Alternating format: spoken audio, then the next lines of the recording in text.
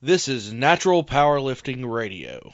Deadlifts, chicken nuggets, video games. This is Check My Total, a powerlifting podcast with Timothy Payne and Andrew Hinson.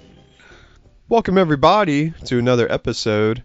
This episode we're going to talk about the history of Iron Boy powerlifting. So on the podcast with us today is the founder of IBP, Keith Payne, also my dad, and tagging along is my sister, Ashley Macon. They've both been there since the beginning, so we're going to talk to them and figure out how Iron Boy even started. How are y'all doing today? Doing great. And of course, Andrew's here. Yeah, of course I'm tagging along. I always do. Andrew. I'm always here. Before we get into this discussion, though, I need to ask Ashley about this blender thing. Okay. Okay. For those that don't know, I was over at their house, I don't know, a couple weeks ago. Yeah. And Ashley spontaneously bought a blender that apparently is never before seen on Earth until now. But it blends things better than, I don't even know, I guess a horde of Chinese people stomping on grapes. Oh, me. But Yeah, so what'd you end up making with this blender? And Okay. was it worth the money?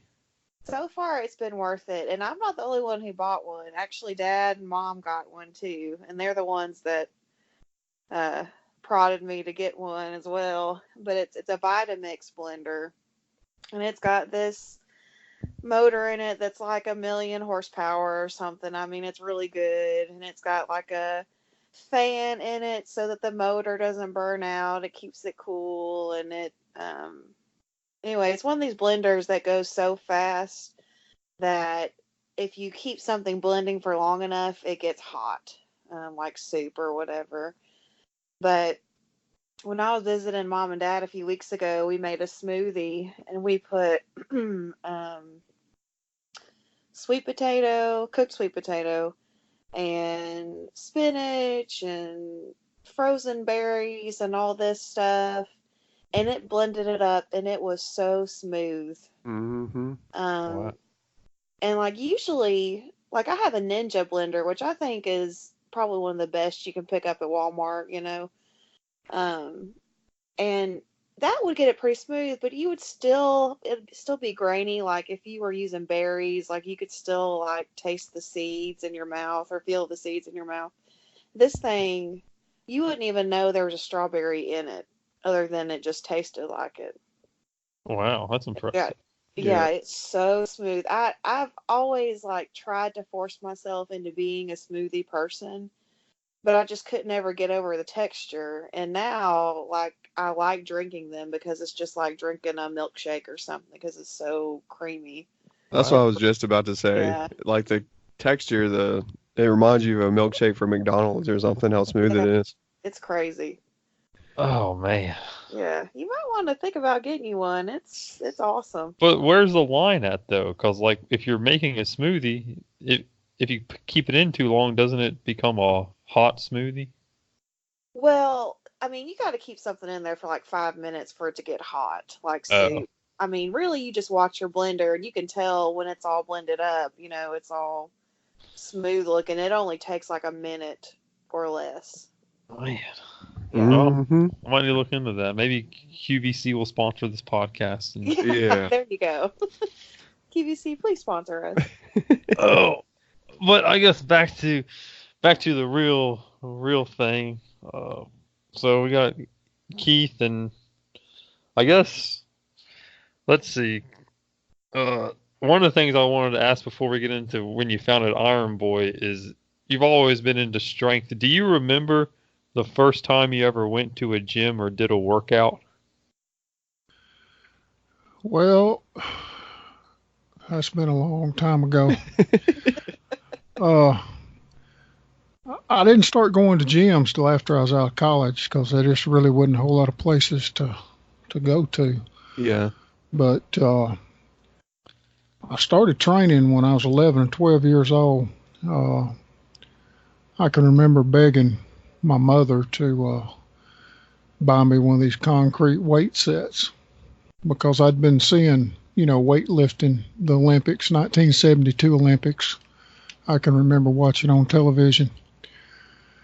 And so anyway, eventually, I got one of those weight sets.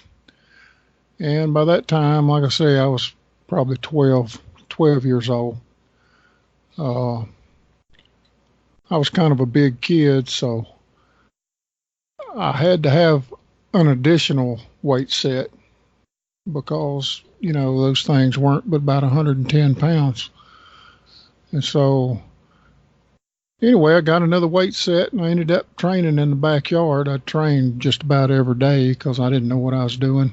I was just out there lifting weights and mostly Olympic style lifting because that's all I knew. That's all I had ever seen. And eventually started, doing the powerlifting movements too. But anyway, that's kind of how I got started. Okay. The concrete weight set, what was that, like a piece of pipe with some concrete on it? Well, you had these, it was concrete, covered by plastic. So it's like these concrete discs and they were kind of thick. So you couldn't get, they give you like a 6-foot bar, which was a bar that was usually full of concrete too. It wasn't like a steel bar or whatever. Okay. But anyway, you could put about 170 pounds on a bar, because you didn't have a whole lot of room. I didn't realize the bar was concrete too. Well, it was like a pipe full of concrete. Okay. So it wasn't like the kind of bars we're used to today. Just to try to keep it from bending. Yeah, and you had to give it a little additional weight, but anyway, and some of them didn't even have the concrete inside the bars, just a hollow bar. But like I say, you couldn't get but about 170 pounds on the thing because those discs were so thick. Yeah. And I'd go out there and do whatever I could figure out to do in the backyard. Wait, you said you had to get an additional set because? Yeah, I had 100, they came in 110 pound sets and, just about everything I was doing, I could do better than 110 pounds. At 12 years old? Yeah, I mean, I was overhead stuff? Yeah, I was a good sized kid. Well, eventually we were out there and, I don't know if people believe this or not, but I was doing a one arm clean and pushing 170 pounds on my head at, when I was 14, 15 years old. Wow. Man, I'd be lucky to do that with both hands right now. Yeah. Excuse me. So I guess that led eventually to you playing football and working out in the weight room. Yeah, my main training was, for football and trying to get strong for football and that kind of thing. I played just about every sport that I could. So if I wasn't playing, I was training with those weights. I was pretty much obsessed at that point, through my teenage years. And powerlifting wasn't a thing back when you were doing football stuff, was it? Well, it wasn't. I had seen some of it on television. As far as it being prevalent, like it is today, where you can find a meet, just about any time, anywhere. Yeah. Back then, meets were pretty scarce, and you had to travel and all that kind of thing. And I was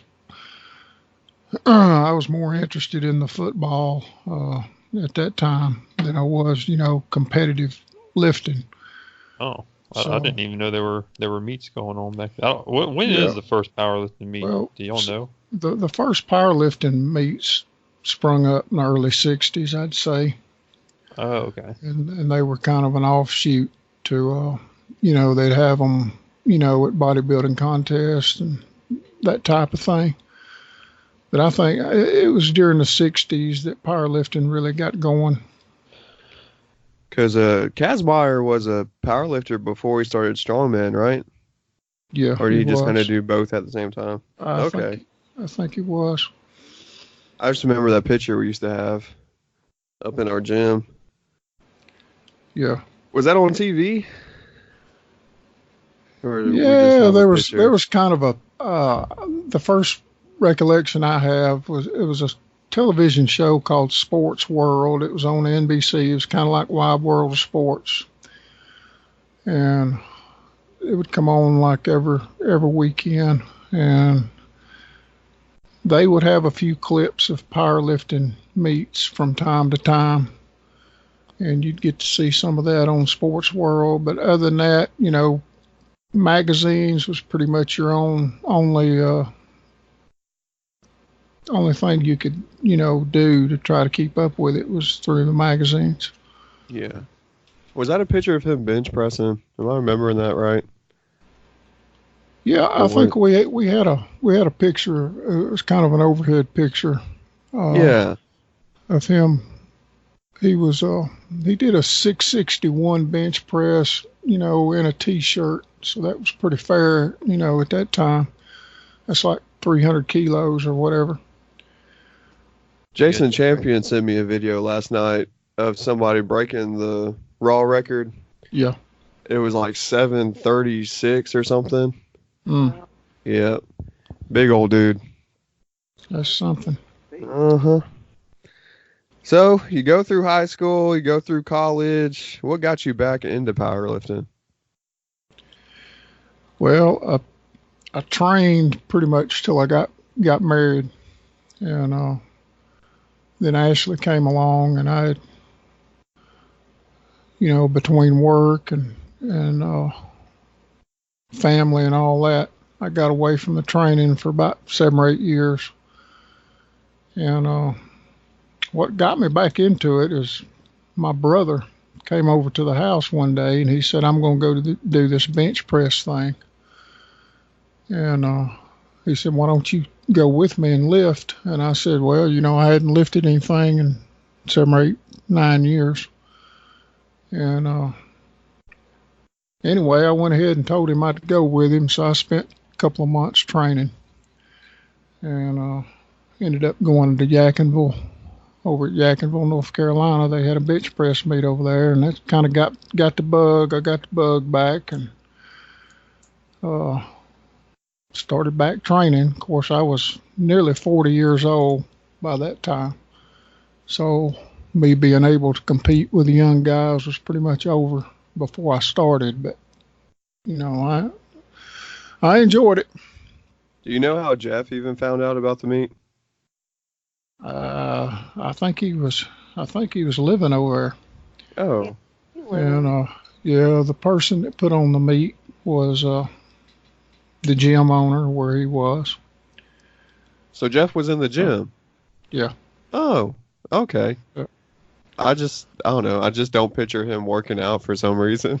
Well, I know he used to come to our gym and work out, but no. It didn't last long.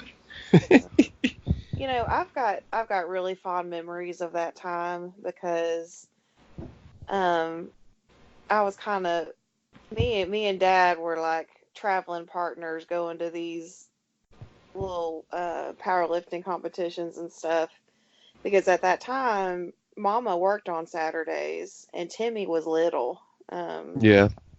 So Timmy would be at our grandparents' house, and me and Dad would hit the road going to this kind of stuff. And I remember going to Yadkinville to those bench press meets, and it was actually at one of those meets in Yadkinville that we sold our first House of Payne t-shirts.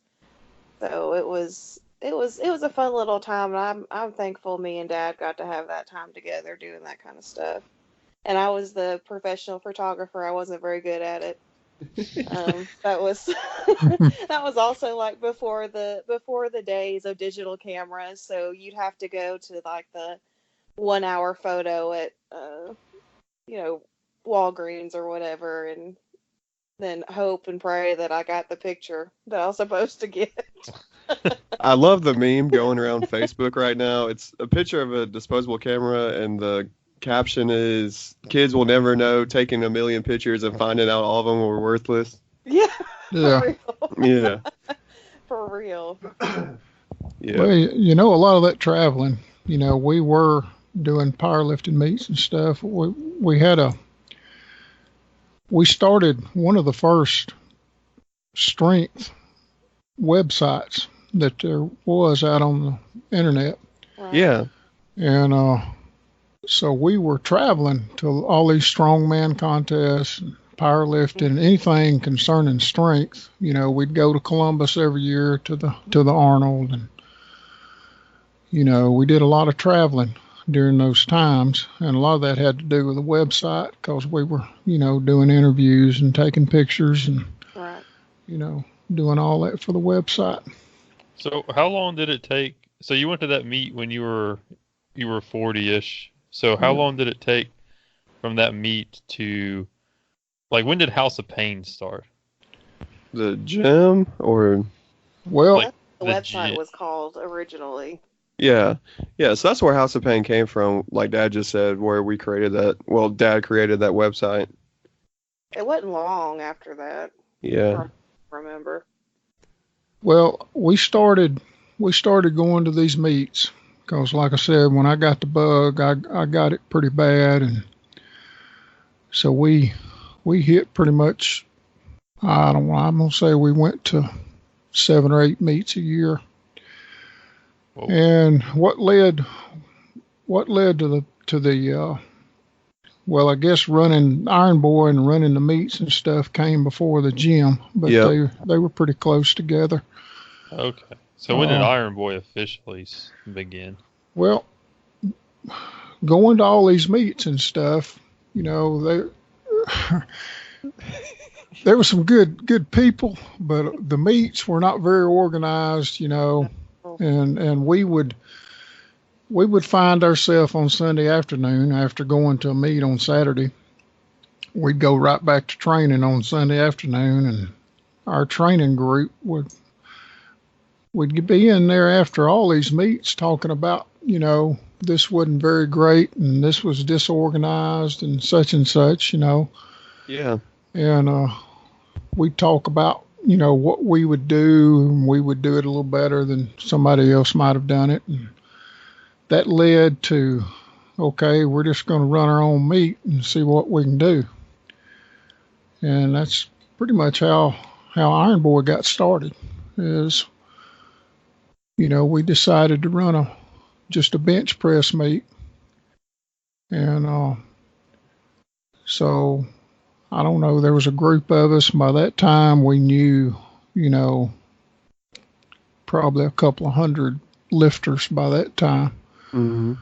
And so anyway, we sent out the word that we were going to have this meet and all, and so that's how it all got started. We just wanted to run a better meet, a better organized meet that, you know, catered to the lifters, and we thought we could do it a little better than what people were doing it, and so that's what we did. Yeah. So for this first competition, did it take you a long time to find a venue, or did you already have a couple places in mind? It didn't take too long. We found a local venue that we must have run meets in that same venue for 6 or 7 years after that. Yeah. But you know, we found a venue, and we had to buy some equipment, put that together, and we borrowed some, and you know, we borrowed some rubber mats, and I can remember borrowing some warm-up equipment and stuff that we needed. And we put together that meet and actually had a real good turnout. I'm going to say pretty close to 50 lifters turned out that day. And, you know, we spent 3 or 4 months putting it together. Mm-hmm. And like I say, had a really good turnout. And that kind of got us started. I know Ashley has fond memories of stuffing envelopes. Oh, yeah. Oh man.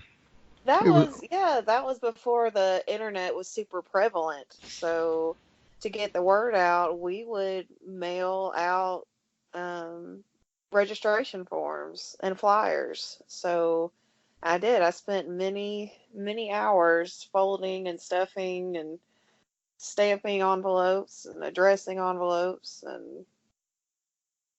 But I think that's all been good experience. Oh yeah. Back on, Cause y'all sent out what, like 200 of those things, like oh, yeah, per meet? a lot. just depended on the meat, but that's one of the reasons we thought we could run a better meat, a better organized meat, because of technology had changed. Mm-hmm. And you went from having to stuff envelopes, like you said, and have a mailing list and all that kind of thing, to the internet was coming along, and we were exposed to the internet and computers and all that type of stuff for a few years before we actually got it going, because the problem was, not everybody had a personal computer. Yep. And Yeah. so we had to hang with that, old way of doing things for a few years before, things caught up with everybody. But, once we were able to communicate with people, on the internet, and all that changed. And, some of the technology with computers and digital cameras and all that type stuff helped us, organize meets better and, run a meet more efficiently, especially the scoring and that type of thing. But, it was typical, or it was not unusual to go to a meet and you'd be there from 7 o'clock in the morning to 8 or 9 o'clock at night, and sometimes midnight, because people were so disorganized with the way they ran meets, and everything was so slow. And then the scoring it might take an hour or 2 hours to do the scoring before they'd hand out the awards. And it was just a different day and age. Yeah. A different time back then. But we changed a lot of that. We brought in the music that we still do today, and we were one of the first organizations that did the scoring and stuff on the computers, and the picture taking and videos and all that, eventually turned digital, and all that got a lot easier too.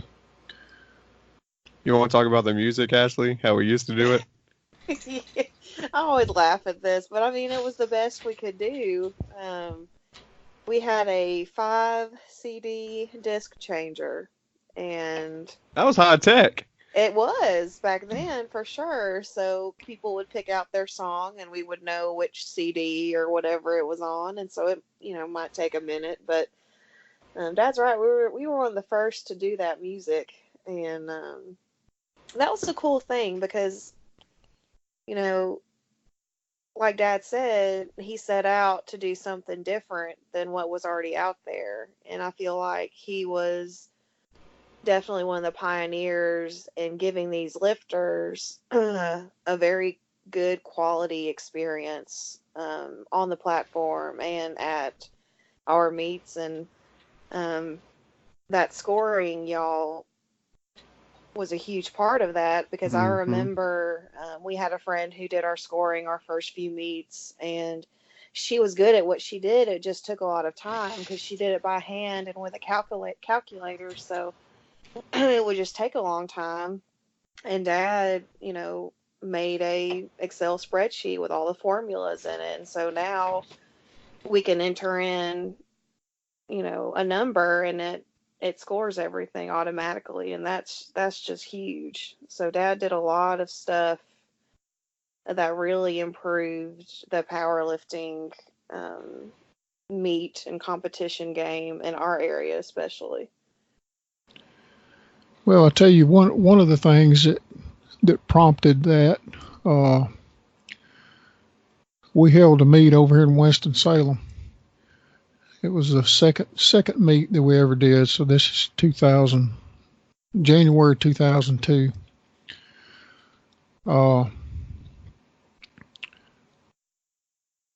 We got over there that morning, and there by 7:30 in the morning there was a line of lifters out into the parking lot. So we pretty much had to hustle that day, and I believe there's something like 126 lifters, and we were running one platform. Whoa. And it was a push-pull meet. So we ran as hard as we could go all day long, and we got done about 6 o'clock. Well, we didn't start handing out awards till nearly 8 o'clock because of all the scoring and figuring that you got to do, and the outstanding lifters and teams and all that kind of thing.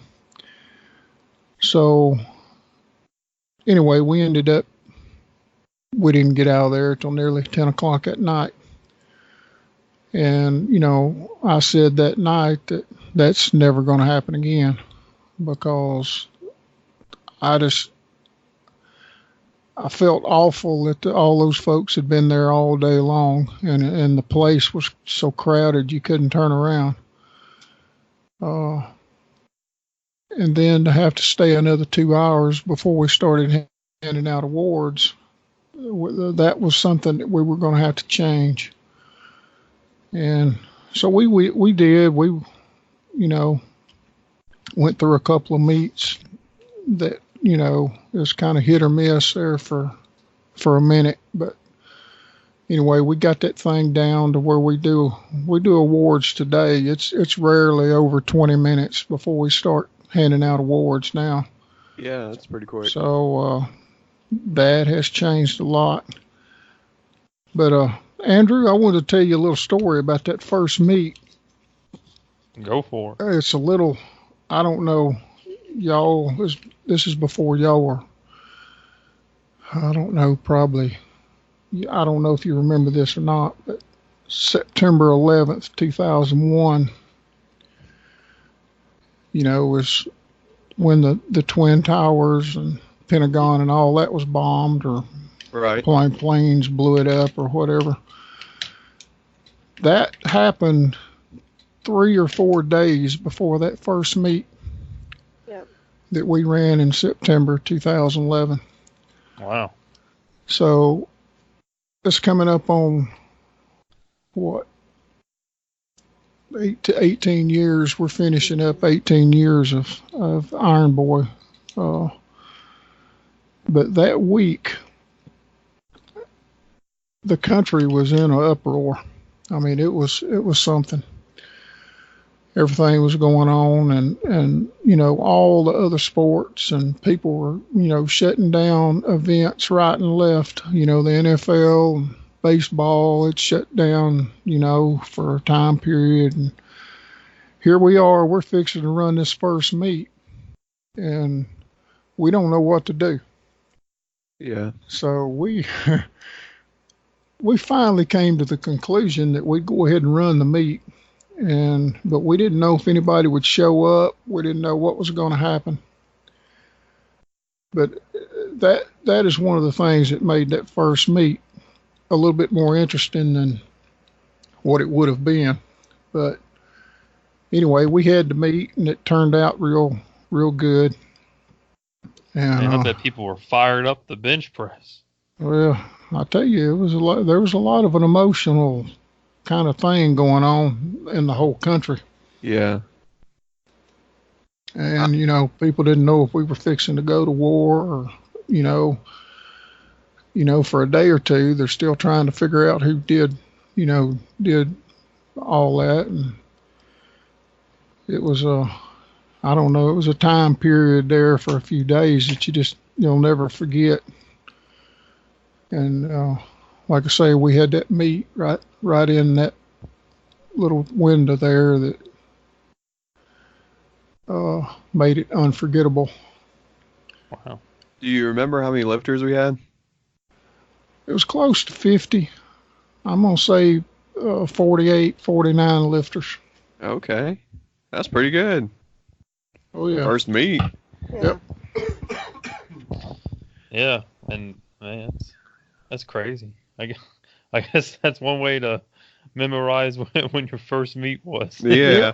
Yep. Made it kind of easy. Yeah. So did you start limiting the number of people that could come to the meets? You start having a lifter cap after the Yeah.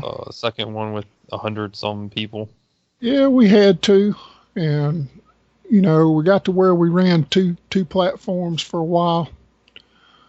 That didn't last long because I just personally I didn't like the multiple platform idea. Because that multiple platform idea is used a lot today. It is. It some is. of the bigger ones, which we've talked about it some, but what were some of the reasons you didn't really care for it? Well, I didn't like it because it just felt like we were herding cattle, you know, through a gate, and you know, just trying to rush people through there, and it just felt like, you know, the lifter, and like I said, all this is about the lifter and always has been. Is we were concerned with the lifter experience, and so anyway, I've never liked it. You know, it's not that we hadn't run, you know, multiple platforms and all that. I mean, we've actually run 2 organizations in one day with multiple platforms. Because we, you know, I was a chairman, powerlifting chairman for AAU for a while, and so there were times where we'd run AAU and Iron Boy at the same meet. So we've run the multiple platform thing. If you're just trying to get through a meet and run everybody through there and, you know, save time and all that, then that's okay if that's what you're trying to do.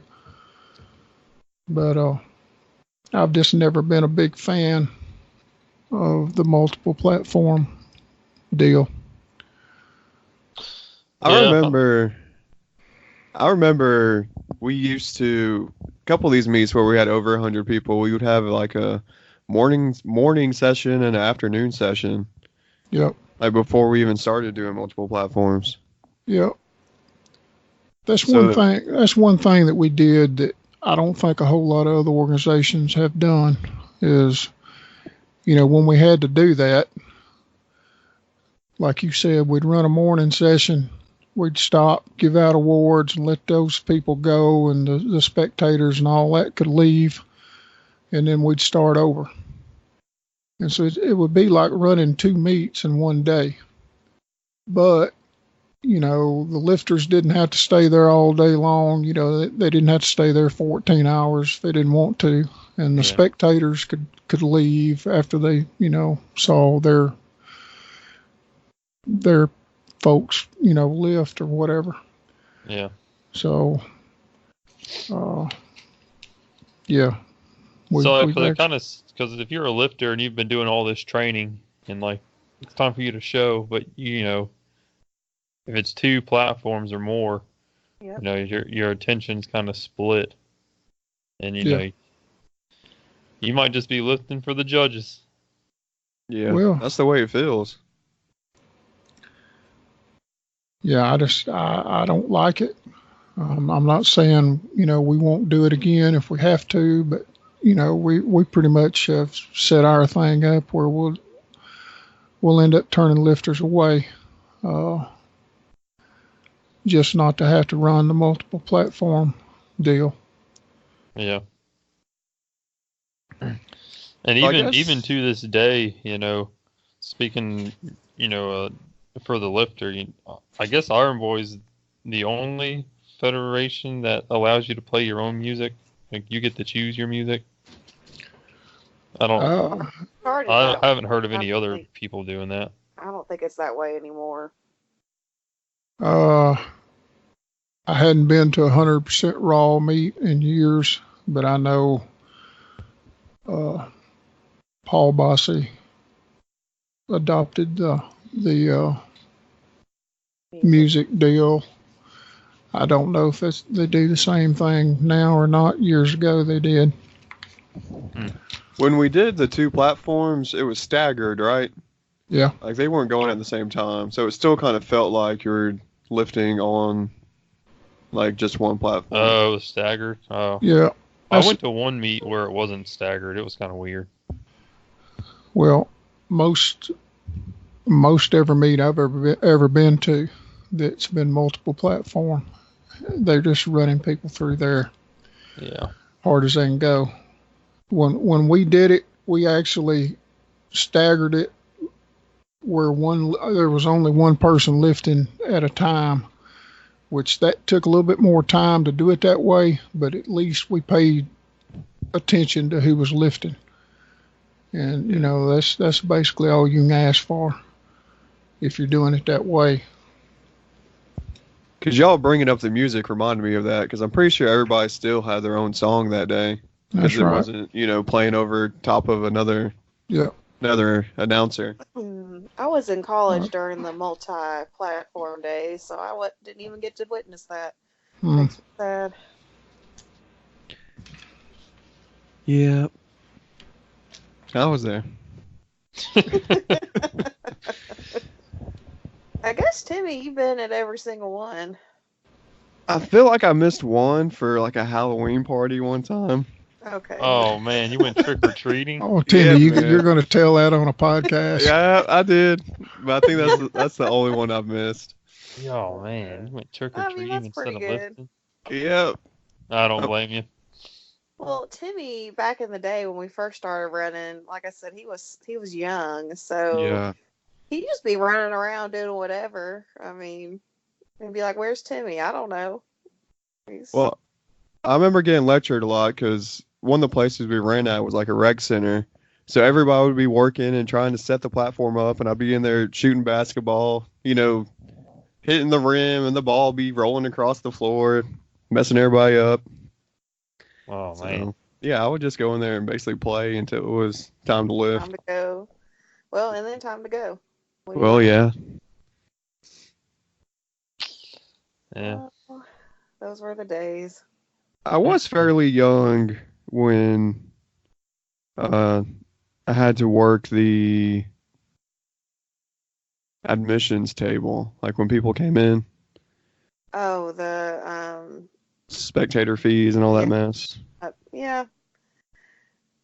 That's one of my least favorite places to be, honestly.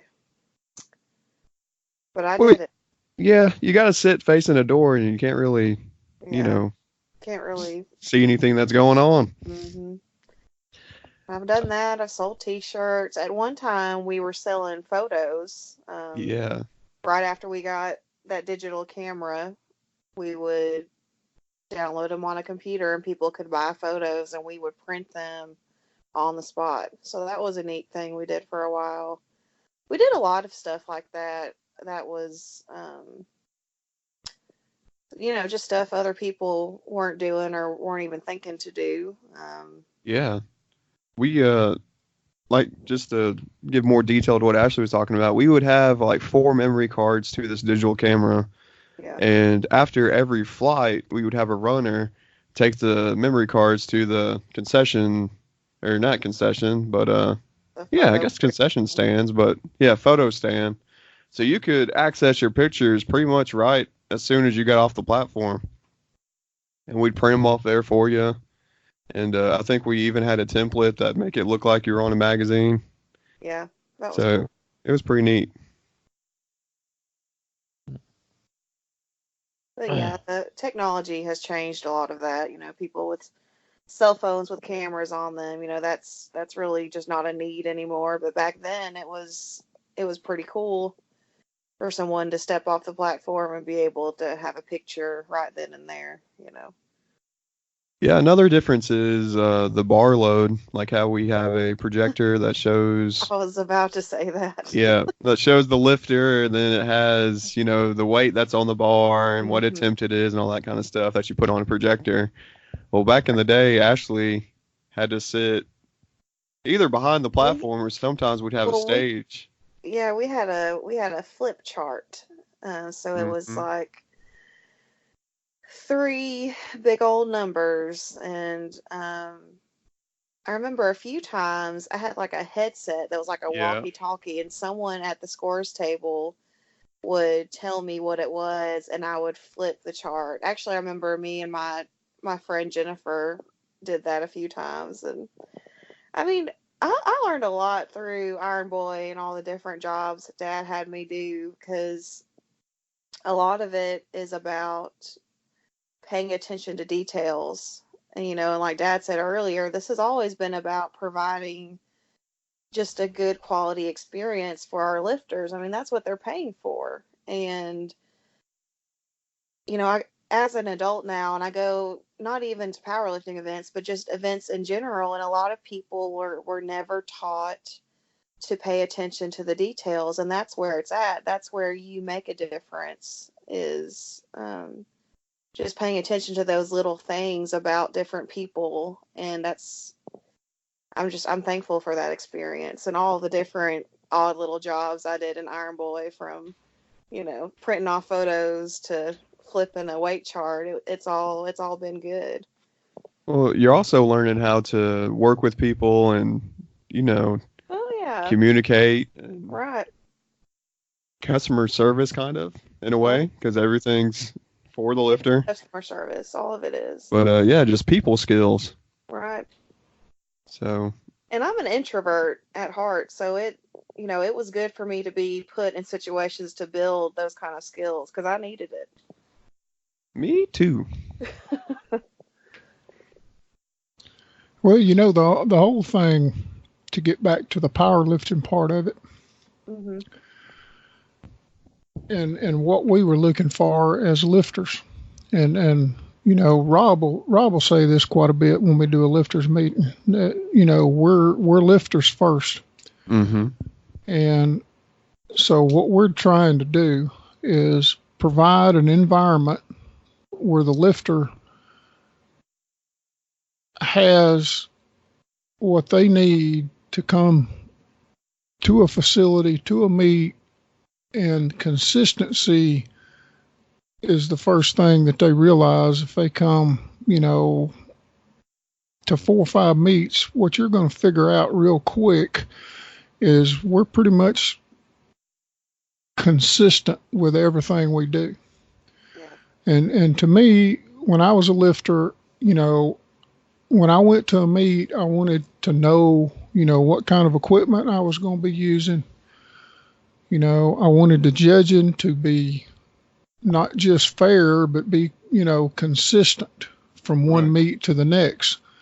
A lot of times you can't get consistency throughout a day at a meet, much less consistency throughout 5 years Right. or 20 years.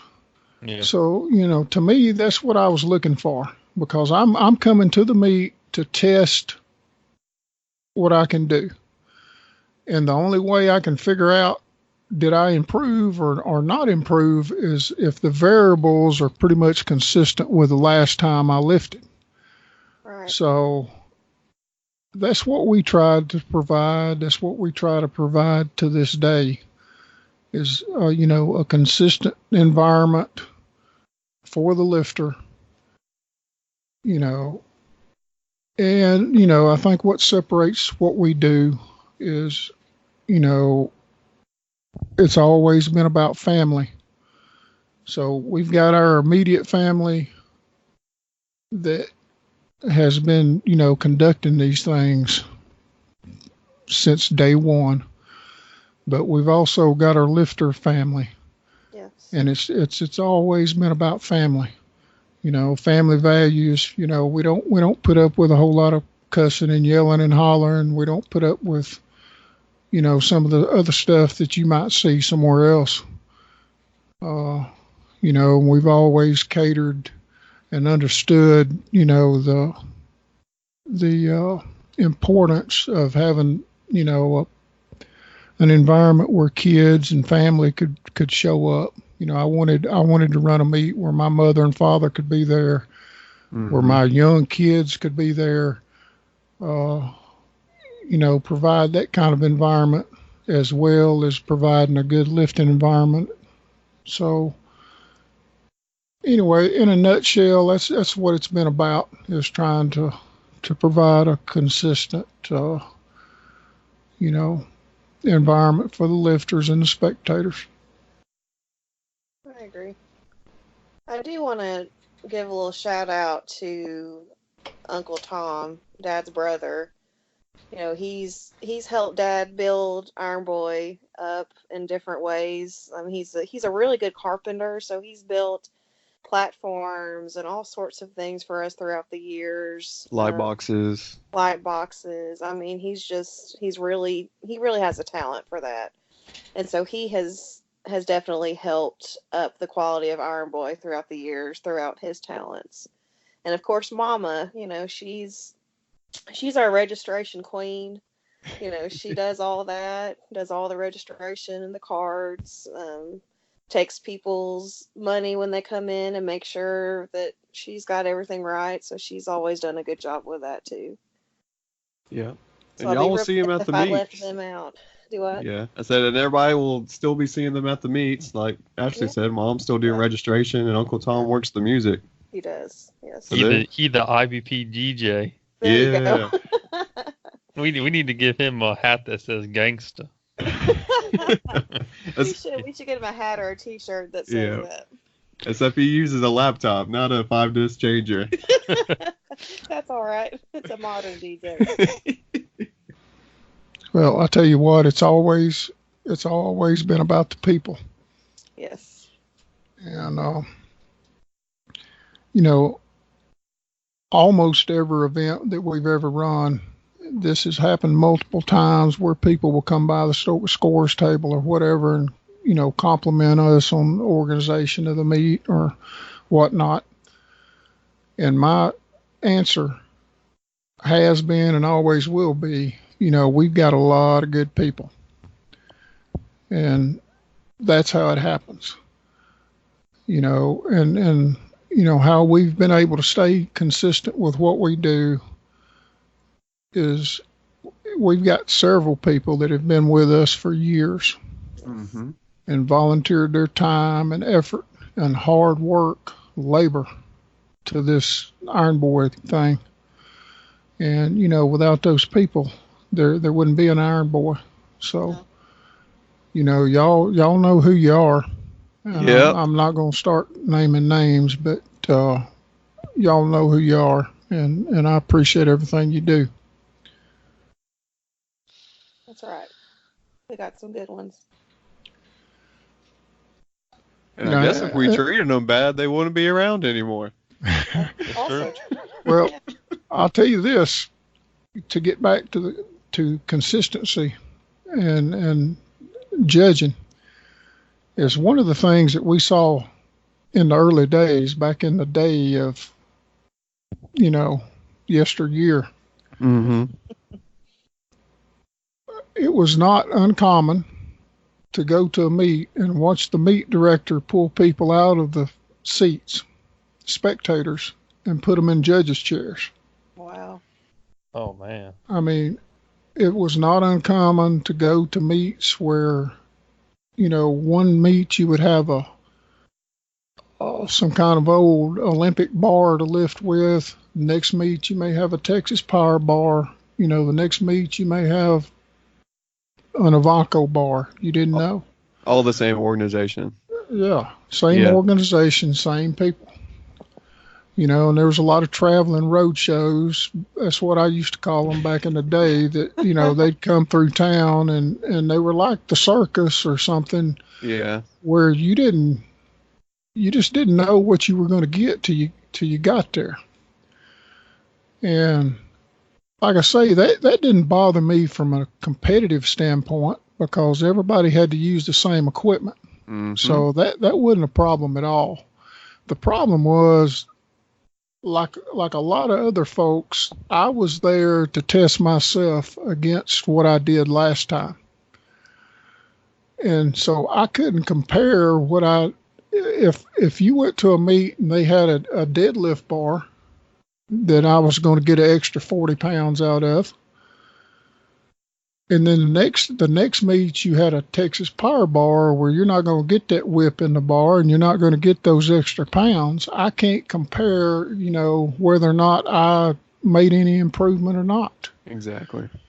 And so I always felt like we're going to try to get back to the consistency. You're going to lift on the same bar and the same bench and the, same type of equipment every meet that you showed up. And you even today, in today's world, you don't have that in a lot of places you go. But certainly 20 years ago, you didn't know what you were going to be in for when you showed up at a meet. Yeah, the judging is a big part of that. Like you said, that's crazy. They would just pull whoever out of the crowd. Oh yeah. Yeah. People didn't even know what was going on. And, at Iron Boy, our judges are tested and our judges are trained. And, you might come to a meet and you'll see a judge with someone sitting in a chair next to them. And more often than not, that person sitting there next to the judge is in training. We don't just throw someone out on a platform who doesn't know what's going on. Like, we make sure they know the rules. We make sure how important it is to be consistent. And that's a big deal. That is true, or else you don't know how you're improving. That's right. Yeah. You don't know.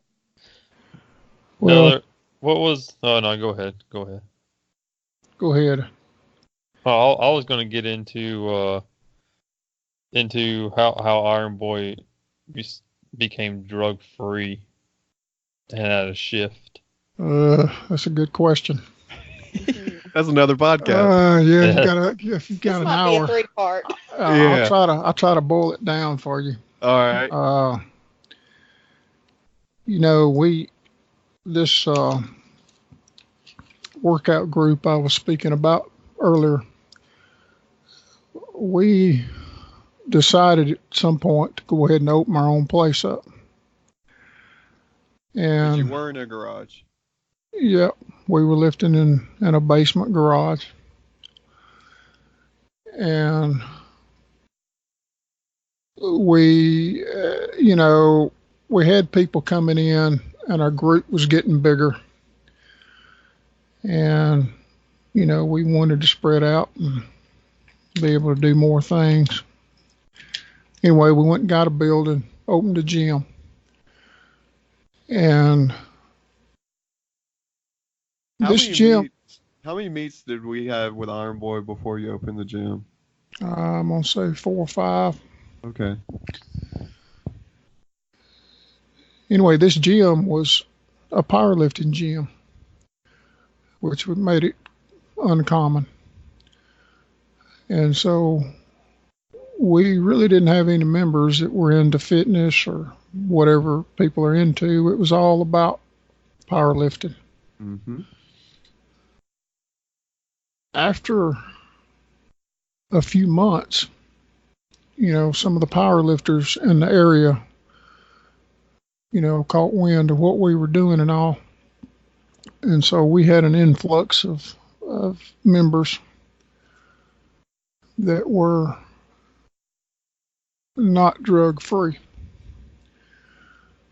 And I want to make this point because there may be some confusion out there from some of the older folks, but I have never taken a chemical. I never will. I've never had any steroids in my body, and I've never been one of those guys. Now, I'm not trying to talk down or bad about people that want to take chemicals. I mean, that's your decision. It's not mine. I'm just saying my decision has always been not to use steroids or any kind of chemicals. But having said that,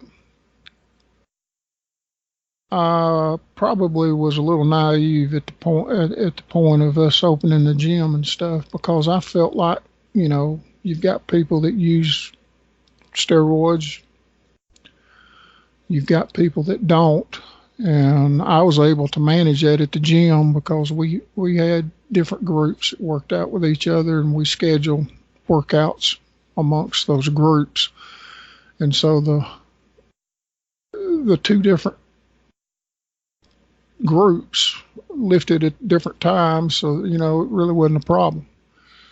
The problem came up when some of the drug users wanted to start pushing some of their drugs off on other members of the gym. And that's where I say, I might have been a little naive at that point, because I thought I could keep it separated. And right. In the end, I wasn't able to.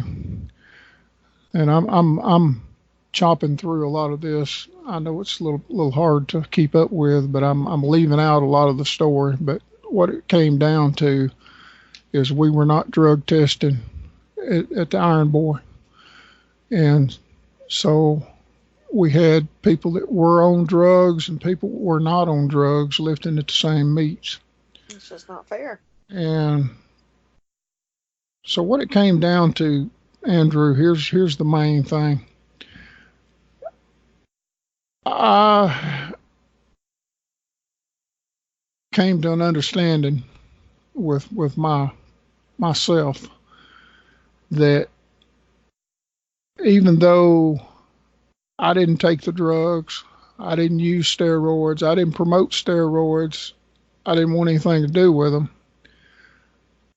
In effect, I was promoting all of that by letting people use my gym and letting people, do whatever they wanted to at the Iron Boy meets. Mm-hmm. So I made a decision, that my name is on the window of the gym, and basically Iron Boy is my family, that we were not going to allow any of the steroids or anything at the meets. So we went from 2001 to 2005 not drug testing. March of 2006, we started drug testing at the meets. We dropped all of our records, started over. Eventually, basically just started over Iron Boy. Mm-hmm. Rewrote the rule book, started testing, and it's been basically a different Iron Boy since 2006. Because it was kind of a scary thing when we dropped all them records. We pissed a lot of people off, so we lost, all the people that were coming to the meets. Sure.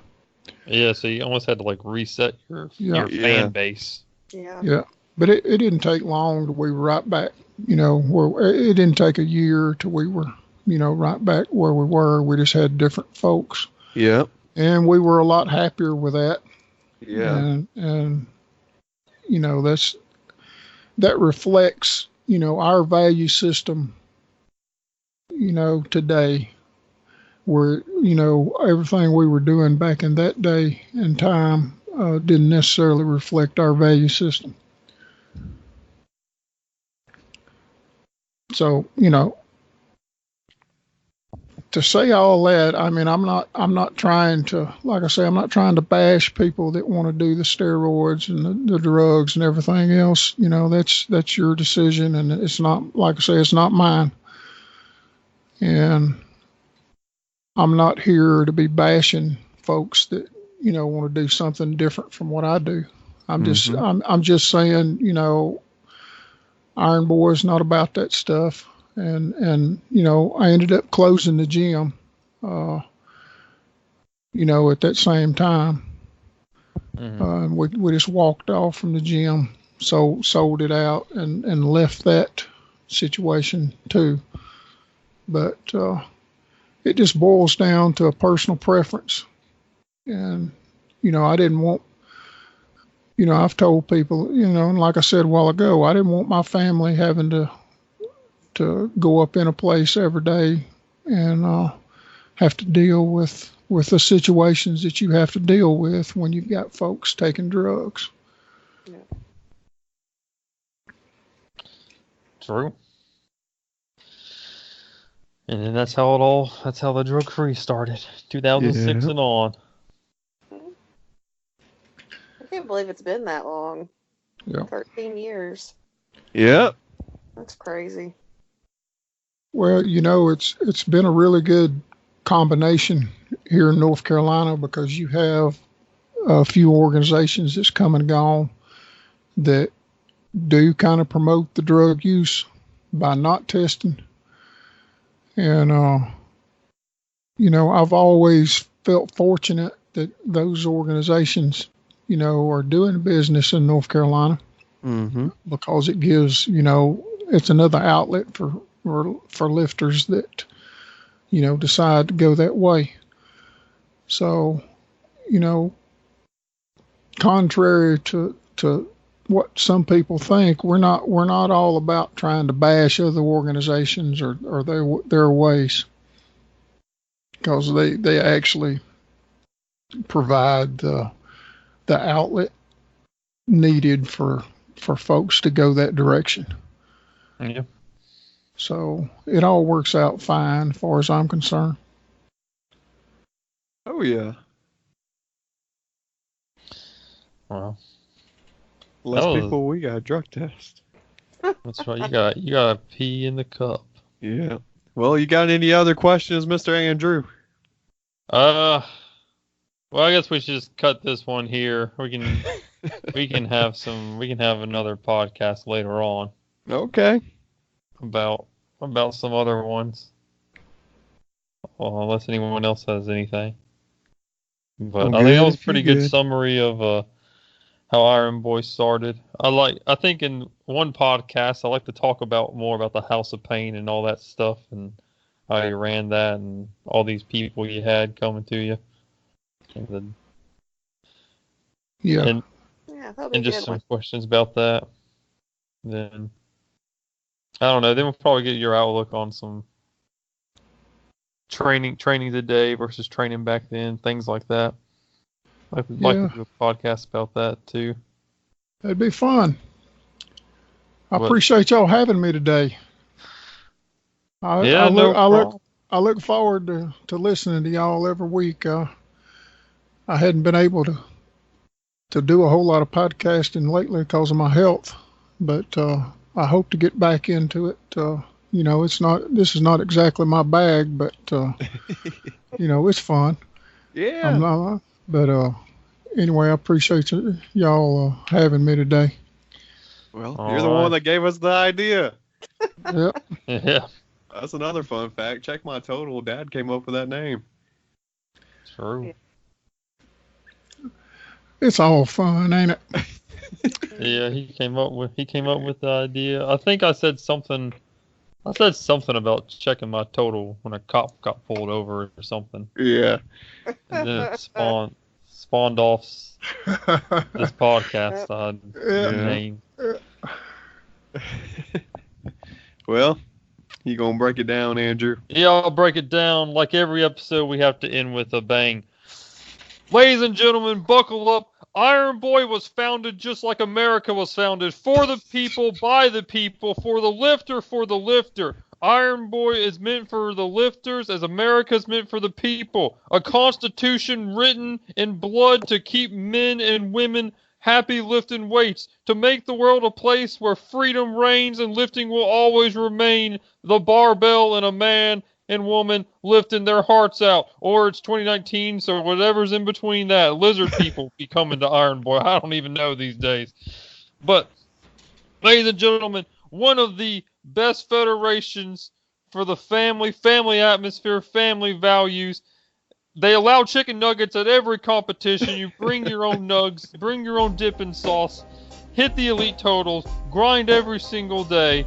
This is the federation built by the American people, for the lifters, for George Washington and the founding fathers. Ladies and gentlemen, enjoy your Labor Day. Well, never mind. Labor Day have already passed by the time you listen to this podcast. But enjoy. Hope you had a great Labor Day. Listen to this on the Friday it comes out. Ladies and gentlemen, that's all we wrote. We're out of here. Are you tired of having to pause on the bench press? Well, September 14th, Iron Boy is reintroducing the Touch and Go. Come out to North Wilkesboro, North Carolina to support the event. It is the regional IBP push-pull and bench press classic. We hope to see you there. Please subscribe and thank you for listening. Be sure to follow @CheckMyTotal on Instagram for all the latest updates.